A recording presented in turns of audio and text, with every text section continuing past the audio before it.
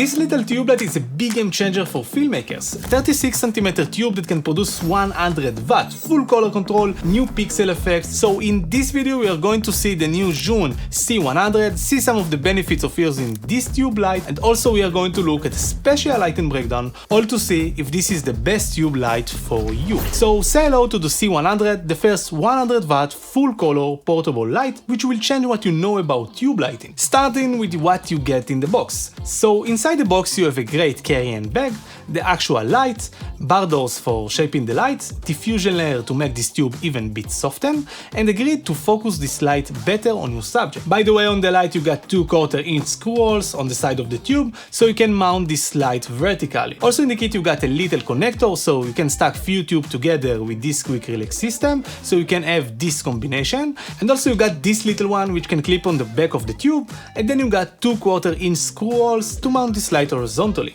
Besides, the light produces slight soft light, so you don't need to diffuse it all the time, only if you need a more softer light. Also it has a built-in battery, so you can use it outdoors without any AC power, and it has a great cooling system to reduce the heat. Okay, now let's see how easy it is to use this one. So to turn this on, you just need to click on this button, short and then longer, and then it turns on. Now with the left knob you can adjust the market settings on the screen, and with the right knob you can select the setting you want to adjust with the left knob. Also by clicking the left knob you can get shortcuts, so you can change the settings even faster. Also this light has 6 lighting modes. CCT mode, so you can adjust the color temperature from 2700 Kelvin up to 6500 Kelvin. HSI mode, where you can design your set with a very specific color and set even the saturation of him.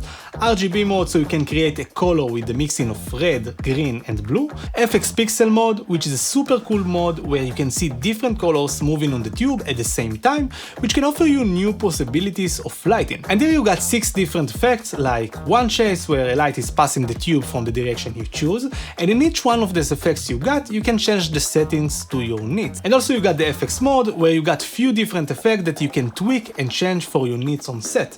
And here you got also a music mode, where the light is based on the music it hears, and you can adjust the light it will produce. Back to the modifiers. To put the bar doors you just need to slide it like this, and then to rotate it a bit and push it to clip to the light.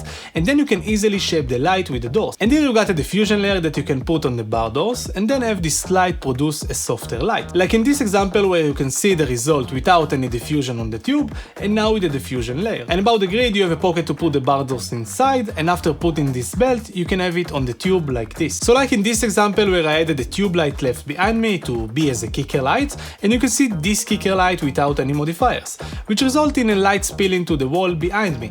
And now with the grid, which is making the light more focused on me.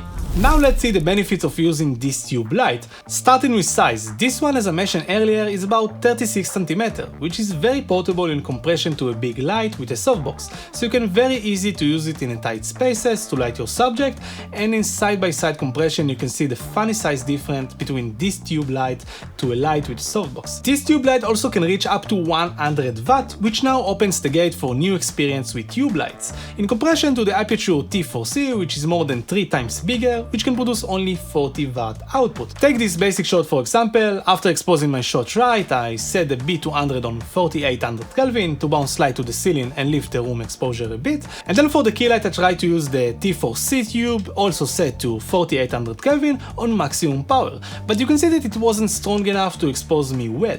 But now with the C100 set to the same color temperature, I can easily expose myself well, and I can even use a diffusion layer on top of the tube without worrying about losing all the light output I need. Besides that, it can be the perfect light for using it as a practical light in your background. You can for example attach it to a high place and then use it as a practical light in your shot for a nice interest. So portable is the word here. Take it everywhere you need easy. You can even use it handheld because it's so small in comparison to other light, which make this light super easy for walking shot. Like in this example where I have a talent walking in the street, and I have an assistant that work with the C100 light left to me and give my talent some feel light. And you can see the shot without the light, and now with the light.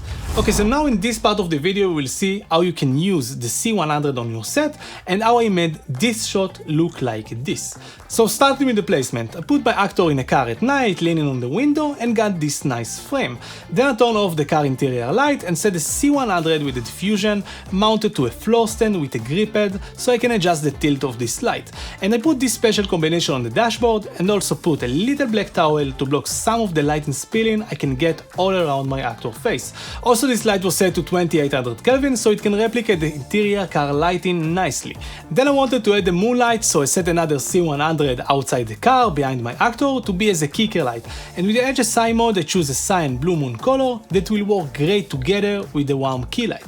And it made a nice looking moonlight in this example. Then for adding a little bit more depth to my image, I used the Moleskine 60 and set it to the same cyan color I set on the C100, so I can have my background lit just a bit and have something there and get a bit more depth in my image. So as you saw, the C100 is pretty amazing light, so portable for a light in comparison to a light with a softbox or other tube light, and also so powerful for a tube, something like too good to be true. And also the modes you got with this one give you so much more options. And also the case, the modifiers you got are very nice to have to make this light better to your needs on set. And I will put a link to this light here on the description with a 10% discount code for you. And I hope you enjoyed this video, have a nice day, don't stop creating, see ya!